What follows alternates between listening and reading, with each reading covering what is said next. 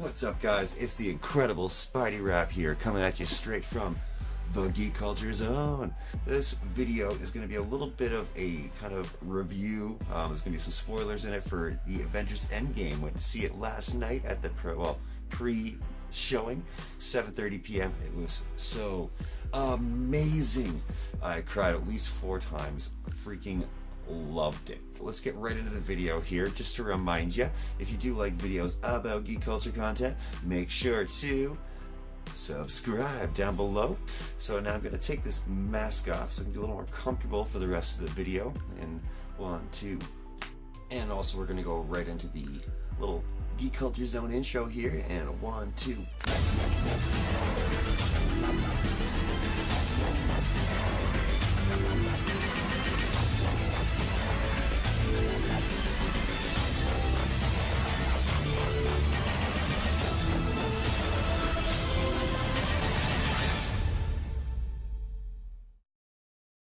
And we're back. So what I'm going to do is start out by saying that my opinion of the movie is 10 out of 10. Absolutely fantastic. Probably my favorite Marvel movie to date. It was approximately 3 hours long. It was difficult to sit that long, having to, use the washroom, but I went in this suit, so no crap zipper in this one, so I had to deal. But yeah, the movie was absolutely fantastic.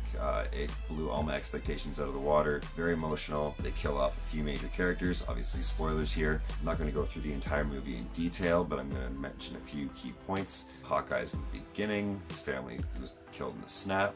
They find Thanos because he uses the stones again. They track him down to the planet he's on. They find out he's destroyed the stones. It's too late. Thor chops off his head.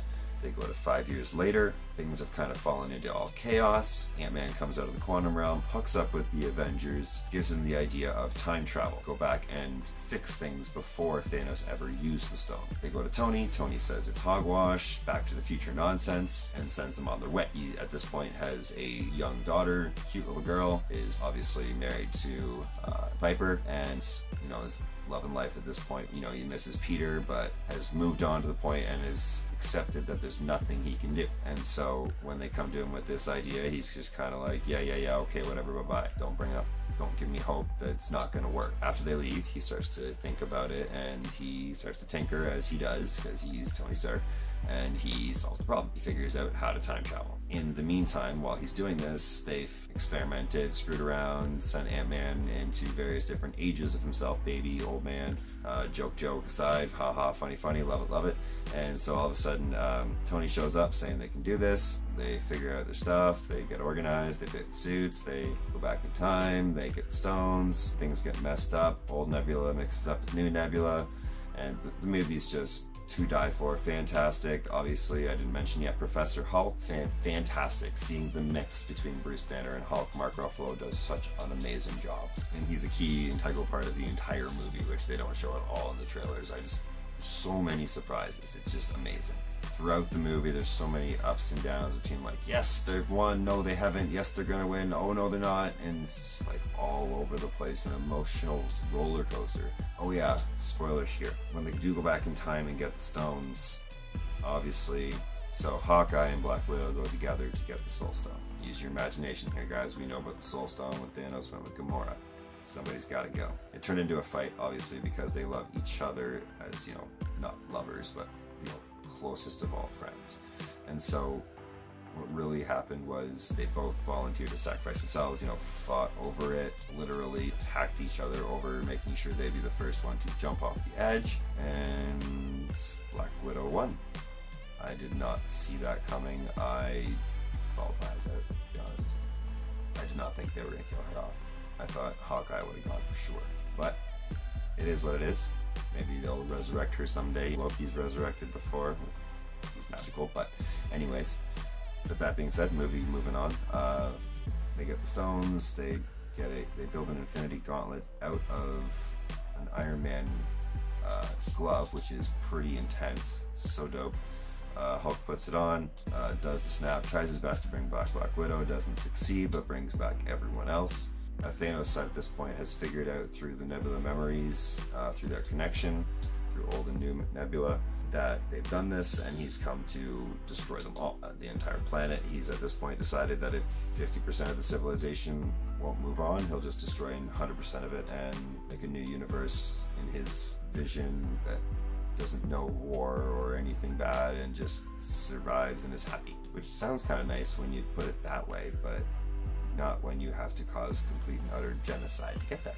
And so anyways, what happens is, you know, all out battle, all the people that came back after the snap show up through awesome Doctor Strange portals, and it was freaking phenomenal to see, you know, Spider-Man show up, and the Guardians that disappeared show up, and Black Panther show up, and A Bombay, and, you know, chant, and Wakanda Forever, and just everyone just huge intense battle. It blew the Black Panther and Infinity War battles out of the water. It was dope. Alright, so at this point they've done the snap, and they realize with Thanos showing up, they need to get the stones away from him, get them destroyed, get them back, not destroyed, but back to their proper timeline so that they can reset the timeline without causing a bunch of alternate realities. Thanos ends up via Nebula almost getting the glove. Big battle. He's about to snap. Captain Marvel shows up, saves the day. Tony grabs the glove, puts it on. Snappy, saves the world. Thanos' people disappear. Thanos disappears. Tony dies.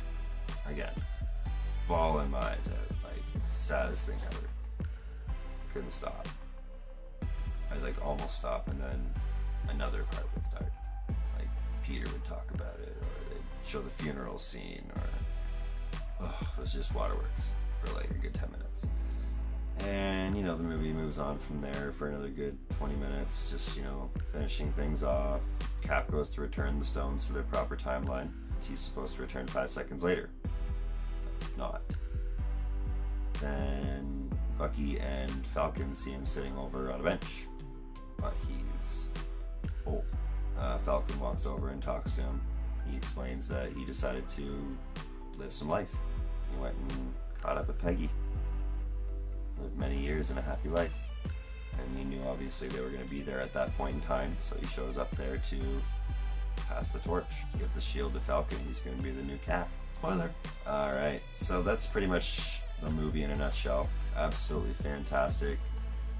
The way they set things up for the next generation to move on. All those that survived. There's so many actors they can keep in contracts if they decide to re-sign. Obviously many have moved on. Oh yeah, Thor goes to the Guardians of the Galaxy, calls it the Asgardians of the Galaxy. I got a kick out of that. One of the really amazing things about the movie is that it has pretty much everything you could ask for in a Marvel movie, minus the post-credits scene. Spoiler! There is something post-credits, but it's not really a scene. It's the Marvel logo, and you hear a ting, ting, ting sound in the background. And what that is it's paying an ode to the 2008 Iron Man, which was, you know, start of the Marvel Cinematic Universe with Robert Downey Jr. Started it all. Directed by Jon Favreau, masterminded by Kevin Feige. It was the beginning. So that's what that is. And there's also a Stan Lee cameo. I don't know if they filmed it before his death or used some fancy tricks. I haven't really figured that part out yet.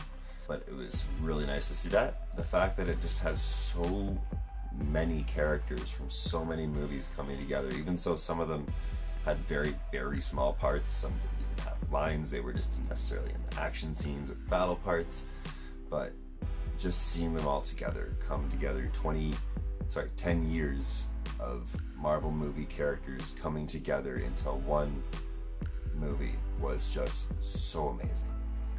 Hands down, absolutely fantastic movie. 10 out of 10. I definitely recommend going to see it if you haven't already. If you haven't and you decided to watch this, you chose to listen to the spoilers. That's your bad. And so thanks for watching, guys. Spidey RaAB here. I totally love the movie. I can't wait for Spider-Man Far From Home in July. Mysterio, that is going to be so awesome.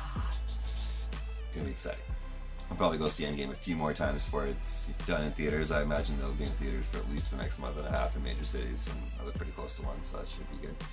So that's it for this video, guys, from Geek Culture Zone. It is Spidey RaAB, or RaAB, saying we will see you guys with the next video. Make sure to subscribe down below. Hit the bell if you would like to be notified when we drop new videos. And if you did like this video, please drop us a great big like. Alright guys, from the Geek Culture Zone, it is RaAB saying we will see you next time.